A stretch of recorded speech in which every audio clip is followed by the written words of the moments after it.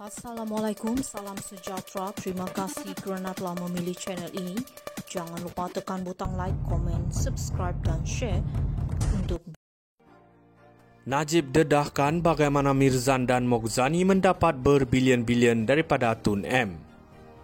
Bekas Perdana Menteri yang dipenjarakan, Dato' Sri Najib Razak nampaknya paling konsisten dalam permusuhannya dengan Tun Dr. Mahathir Mohamad yang secara ironisnya telah melobi supaya beliau menggantikan Tun Abdullah Ahmad Badawi sebagai Perdana Menteri ke-6 Malaysia pada April 2009.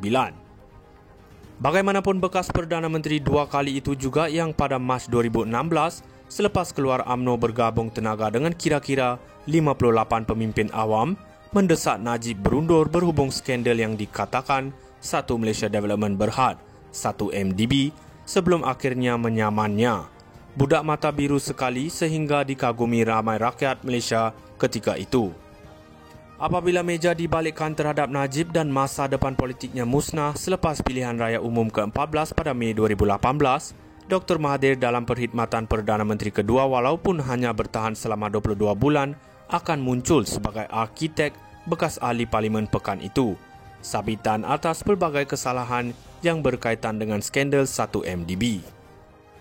Najib mendedahkan bahawa Mirzan pada 1996 membeli di Perdana Kop Berhad daripada adik Taikun Tan Sri Vincent Tan Chee Yon, Tan Sri Denny Tan, hanya 2 tahun selepas Denny memperoleh pakaian pengangkutan kontena.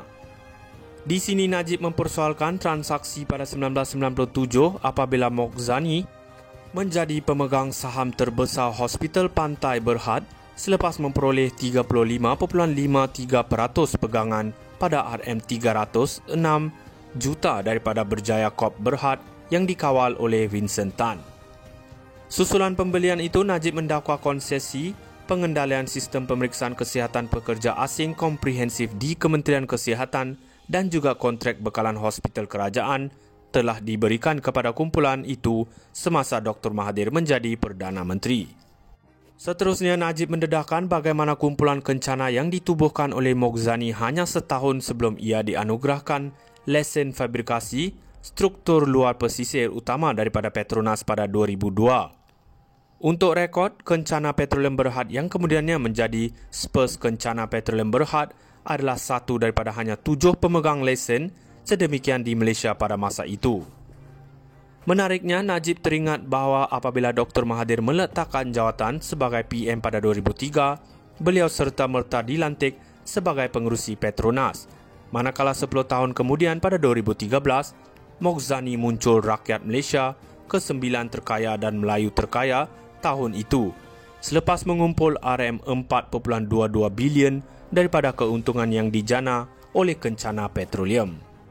Pada ketika ini, Najib juga mempersoalkan kaitan ini dengan kenaikan harga saham Opcom yang melonjak 50% apabila projek itu diumumkan dan peletakan jawatan mengejut Moghzani sebagai pengerusi eksekutifnya pada 31 Mei tahun itu, manakala Mukhriz yang ketika itu menjadi Menteri Besar Kedah mengurangkan pegangannya kepada 21.685% selepas melupuskan 2.57 juta saham pada hari itu.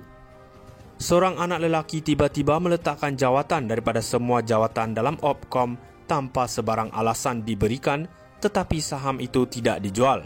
Maka ia masih milik anak lelaki itu, tulis Najib dalam penyenaraian Facebooknya. Adakah semua pendedahan ini kebetulan? Ada lagi cerita kebetulan.